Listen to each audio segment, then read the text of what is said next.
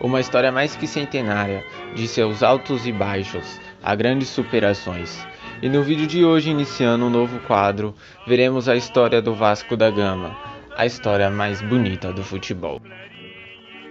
Para o início dessa história, devemos ir ao Rio de Janeiro, no ano de 1898, onde o Vasco da Gama foi fundado como clube de remo, por um grupo de imigrantes portugueses e luso-descendentes, reunidos no bairro da Saúde. O nome do clube foi escolhido como Clube de Regatas Vasco da Gama, pois naquele ano eram comemorados os 400 anos da viagem célebre de Almirantes à Índia.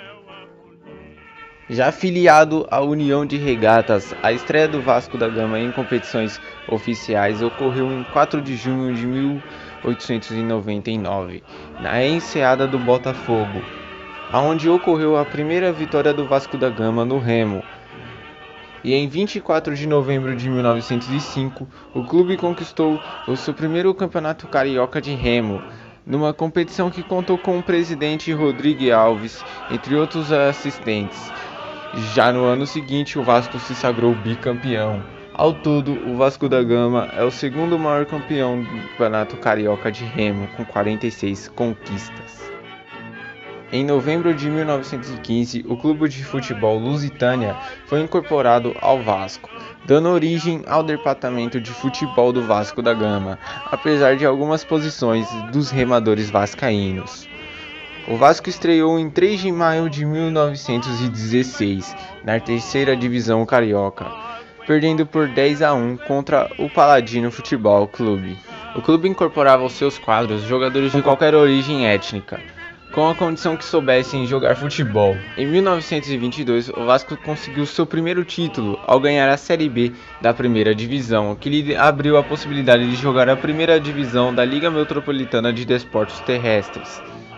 A campanha do clube foi excelente, com 11 vitórias, 2 empates e 1 derrota, se sagrando assim campeão do Campeonato Carioca de 1923, no seu ano de estreia. O time vascaíno era composto por jogadores de várias origens, como negros, mulatos, portugueses e brancos pobres da classe operária do Rio de Janeiro. Apesar de haver outros clubes com jogadores dessas características, por exemplo o Bangu, essa era a primeira vez que os clubes mais estilistas da cidade eram incomodados por um time da periferia do Rio, que acabou marcando significativamente a história do futebol do Rio de Janeiro e do Brasil, por ser o primeiro clube em uma campanha com integrantes afrodescendentes e pobres a ser campeão.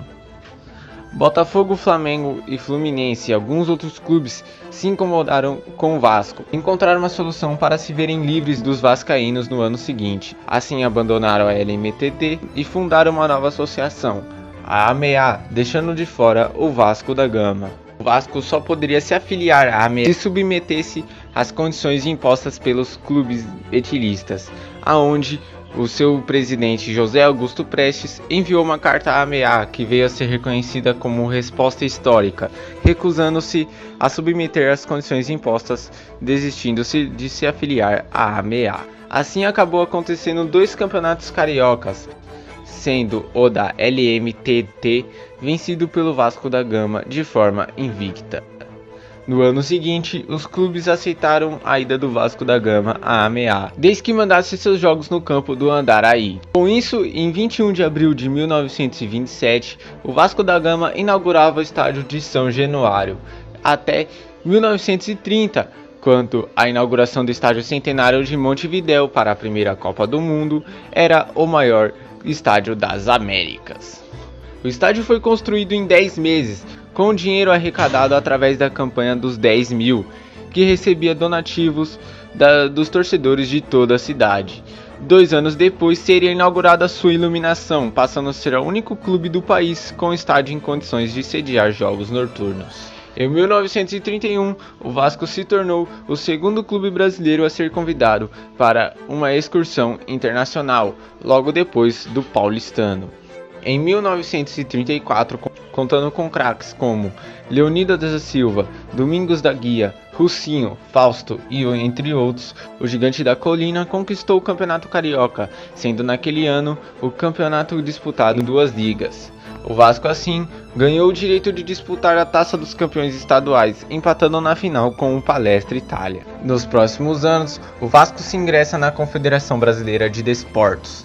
Após acertar o regime profissional, viveria os anos históricos com o Expresso da Vitória na década de 40. Este último rendeu ao clube o convite para disputar o Campeonato Sul-Americano de Campeões, competição precursora da Copa Libertadores da América, aonde o Vasco foi campeão. Em função do seu título carioca de 1950, o Vasco se qualificou para participar da Copa Rio de 1951 e o Vasco foi eliminado na semifinal pelo Palmeiras, que se sagraria campeão em cima da Juventus. Em 14 de junho de 1957, a equipe de São Januário derrotou o Real Madrid por 4-3 na final e levantou a taça da primeira edição do torneio de Paris, com uma apresentação perante ao Real Madrid, no qual a imprensa e público se encantou com o Vasco da Gama. Em 1966, o torneio Rio-São Paulo terminou empatado entre Vasco, Botafogo, Santos e Corinthians, onde o título foi dividido entre os 4 clubes. Nos anos 60 marcaram uma profunda crise política no clube, que culminou em 1969 com a cassação do então mandato do presidente do Vasco. Já na década de 60, o Vasco começou a se recuperar, ainda que de forma tímida, conquistando o Campeonato Carioca.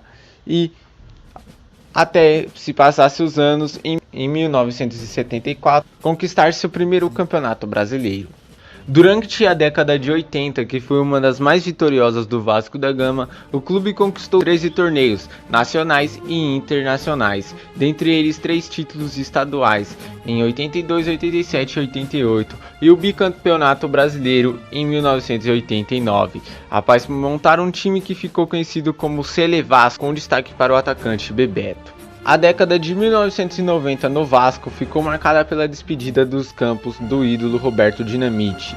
Em 1993, a ascensão de novos ídolos como Edmundo, Felipe, Pedrinho, Carlos Germano, Pimentel, Valdir Bigode e Juninho Pernambucano, colecionando títulos cariocas. E em 1997, se consagrando com o tricampeonato brasileiro do Vasco da Gama. No ano de 1998 seria um ano especial para o clube vascaíno, onde o centenário do clube foi tema do Carnaval da Unidos da Tijuca, que compôs um samba enredo que até os dias atuais é atuado pela torcida do Vasco da Gama.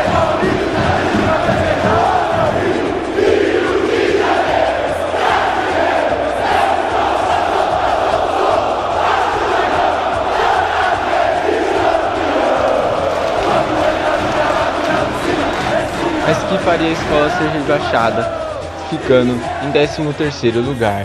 E vale ressaltar que para mim esse é um dos desfiles mais bonitos ou até um dos melhores sambas do Rio de Janeiro, pelo menos na minha visão. Melhores, não quer dizer o melhor. Nesse ano o clube ainda teria sua maior conquista da história, onde se tornaria o campeão do Campeonato Carioca, campeão da Libertadores da América, sendo esta última conquista no dia 26 de agosto, apenas 5 dias após o aniversário do clube. O Vasco da Gama se classificou em segundo no grupo, ficando atrás do Grêmio. Nas oitavas de final, venceu o Cruzeiro. Nas quartas, passou do Grêmio. Nas semis, passou do River Plate.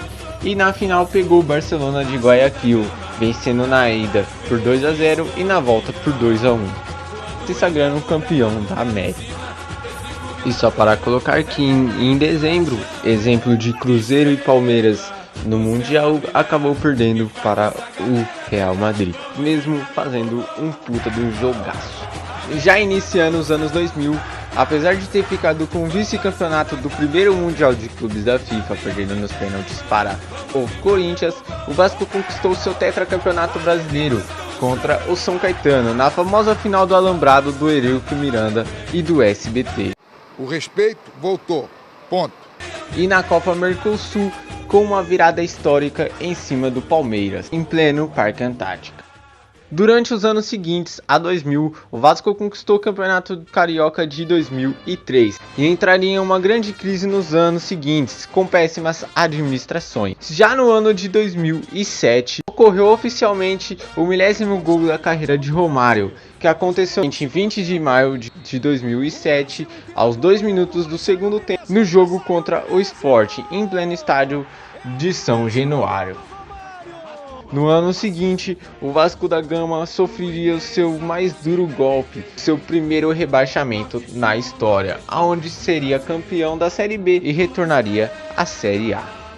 Em 2011, após 8 anos sem conquistar títulos, o Vasco da Gama conquistou a Copa do Brasil, vencendo o Coritiba por 1-0 em São Januário, e na volta o time perdeu por 3-2, mas levou o título pela regra do gol fora de casa, conquistando assim um dos seus únicos títulos mais importantes da década. Em 2013, com uma péssima campanha no Campeonato Brasileiro, foi rebaixado à segunda divisão novamente. Em 2014, terminou no terceiro lugar da segunda divisão e novamente foi promovido. Em 2015, conquistou o Campeonato Carioca, após um grande jejum de 12 anos sem vencer a competição. E no final do ano foi rebaixado pela terceira vez em sua história, no dia 6 de dezembro de 2015. E vale ressaltar, cara, que nesses próximos 4 anos a torcida do Vasco da Gama sofreria com todo o BBB. Completando o ano de 2016, o Vasco foi bicampeão carioca com um grande feito, ficando 34 jogos invicto, sendo a maior sequência invicta do clube em jogos oficiais. E em 2020-21, o Vasco amargou o seu tetra rebaixamento, sendo até muito bem anunciado, conforme eu disse. Em um grande período de 13 anos, o clube já foi 4 vezes rebaixado, colocando assim 4 rebaixamentos em um período de 13 anos do Gigante da Colina. Em entrevista ao canal Atenção Vascaíno, Jorge Salgado afirmou que a dívida do Vasco cresceu e está avaliado atualmente em 720 milhões, após o rebaixamento do clube, que teve grandes prejuízos. Há projetos de reformas do São Januário nos moldes do Allianz Parque pela W Torre. Além disso, o São Januário acabou sendo reconhecido como patrimônio histórico da cidade do Rio de Janeiro.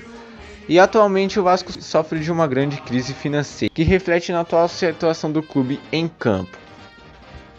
Sendo assim, eu acho até difícil, cara, o Vasco da Gama voltar nesse mesmo ano para a Série A. Até porque se voltar já sabemos que não dura muito tempo. Uma curiosidade é que o Vasco nunca usou a Cruz de Malta. O clube é designado como Cruz Maltino, mas na verdade a cruz que o Vasco usa é a Cruz de Cristo, o que na época que foi lançada acabou sendo confundida com a Cruz de Malta. Quem sabe os próximos anos sejam de reconstruções e assim o Vasco da Gama volte a seus grandes anos de conquista e história.